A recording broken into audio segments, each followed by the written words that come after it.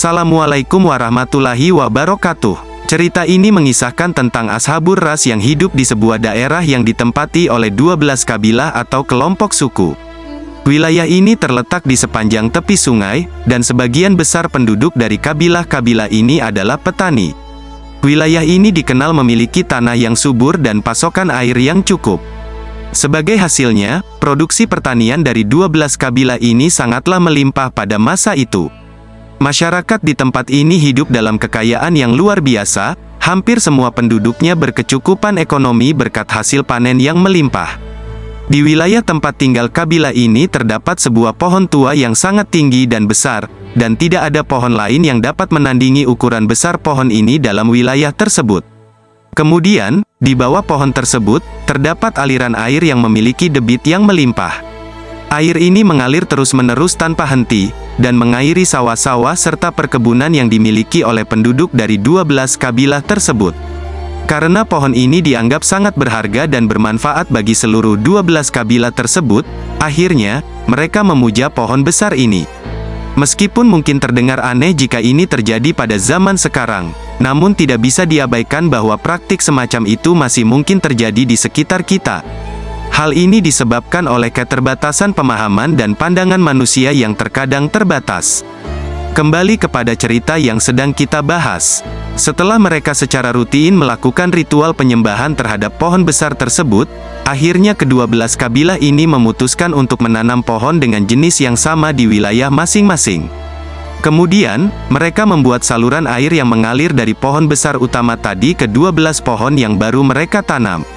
Mereka melakukannya dengan harapan bahwa suatu hari nanti, ketika 12 pohon ini sudah tumbuh besar, mereka akan memiliki sumber air yang sama dengan pohon besar tersebut. Mereka tidak lagi harus melakukan penyembahan terhadap pohon utama tersebut. Dengan kata lain, ke-12 kabilah tersebut sekarang memiliki pohon-pohon mereka sendiri yang mereka sembah. Selanjutnya, mereka membuat peraturan yang menyatakan bahwa siapapun yang ingin meminum air, mengambil daun, atau mengambil buah dari pohon-pohon tersebut akan kena hukuman. Orang yang melanggar peraturan tersebut akan menghadapi hukuman mati. Peraturan ini diberlakukan karena pohon besar tersebut dianggap suci dan dihormati oleh ke-12 kabilah ini. Mereka melaksanakan ritual setiap bulan sekali. Saat ritual ini berlangsung, mereka bernyanyi, menari, dan bahkan mungkin terlibat dalam keadaan mabuk di sekitar pohon tersebut. Hingga akhirnya, pohon itu dihuni oleh makhluk jahat atau iblis, dan tiba-tiba pohon itu mulai bergerak tanpa adanya angin. Mereka terkejut dan bingung melihat pohon besar tersebut bergerak-gerak. Kemudian, suara jahat itu mulai berbicara melalui pohon, seolah-olah suara itu datang dari pohon itu sendiri. Suara tersebut terdengar cukup keras dan mengejutkan. Dan pohon tersebut mengatakan, "Sungguh aku merestui kalian. Oleh karena itu, perbaikilah hati kalian." Setelah mendengar pesan ini, mereka memahami bahwa ritual mereka telah diterima, dan mereka kembali ke rumah masing-masing. Ritual ini terus mereka lakukan berkali-kali selama bertahun-tahun. Tindakan ini adalah bentuk ketidaksyukuran mereka, karena mereka telah diberkati oleh Allah namun mereka malah menyembah pohon.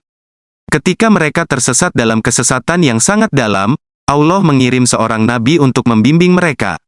Namun tidak ada catatan yang menyebutkan nama nabi ini.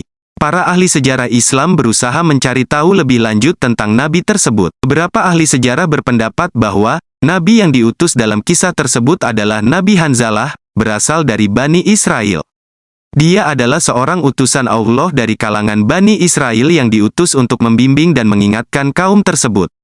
Nabi tersebut berupaya setiap hari untuk mengajak kaumnya menjauh dari penyembahan pohon, dan menyadarkan mereka bahwa Tuhan sejati mereka adalah Allah Subhanahu wa Ta'ala. Dia menjalani upaya dakwah ini berhari-hari, bahkan bertahun-tahun lamanya. Namun tetap saja, ke-12 kabilah ini tetap bersikukuh dalam penyembahan pohon tersebut. Yang akhirnya cuma satu orang mengikuti dan memeluk keimanan kepada nabi tersebut, sementara sisanya tetap dalam kekufuran. Orang ini adalah seorang budak berkulit hitam yang menjadi satu-satunya pengikut nabi. Suatu hari, nabi ini berdoa kepada Allah, memohon agar pohon yang disembah oleh kaum tersebut mati. Allah mengabulkan doanya, sehingga pohon besar tersebut langsung layu dan mati. Hal ini memicu kemarahan besar di kalangan kaum penyembah pohon, karena mereka menyadari bahwa penyebab kematian pohon itu adalah doa dari nabi tersebut. Pada akhirnya, nabi ini ditangkap oleh kaum tersebut. Mereka membawanya ke dekat pohon besar yang telah mati dan menggali lubang yang sangat dalam, menyerupai sumur. Kemudian mereka menurunkan nabi tersebut ke dalam lubang tersebut dan menutupnya dengan sebuah batu. Satu-satunya pengikut nabi ini, yaitu budak tadi, menyadari bahwa nabinya telah dimasukkan ke dalam sumur itu. Ketika budak tersebut mengetahui bahwa nabinya berada dalam kondisi tersebut, ia mengambil inisiatif untuk memberinya makan setiap hari. Karena budak ini miskin dan tidak memiliki uang, ia pergi ke hutan untuk mencari kayu bakar dan menjualnya di pasar untuk mendapatkan makanan. Kemudian, dia membelikan makanan dan membawanya kembali ke lubang tersebut, memberikannya kepada nabinya. Budak ini menjalankan tindakan tersebut setiap hari.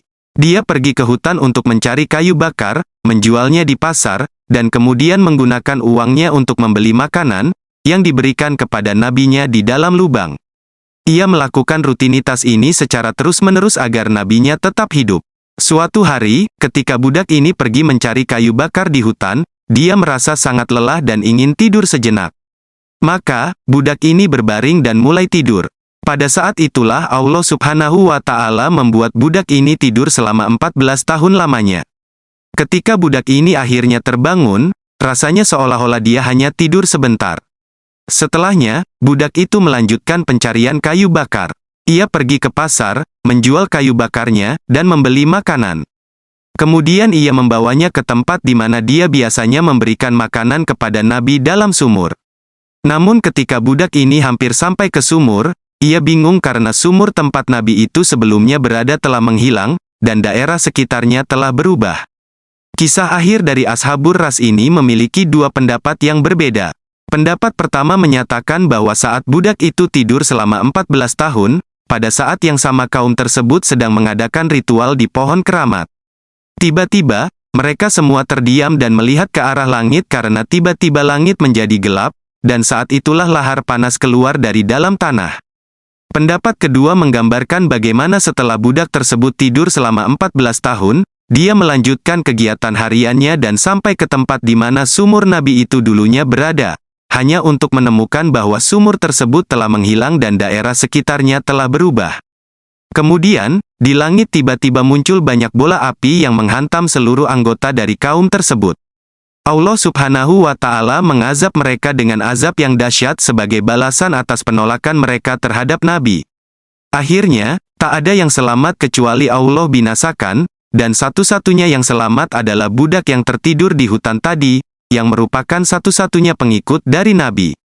Dalam versi kedua dari kisah ini, ketika budak tersebut tertidur dan azab hampir datang menimpa kaum tersebut, mereka menyadari bahwa nabi yang mereka masukkan ke dalam lubang adalah nabi yang membawa kebenaran.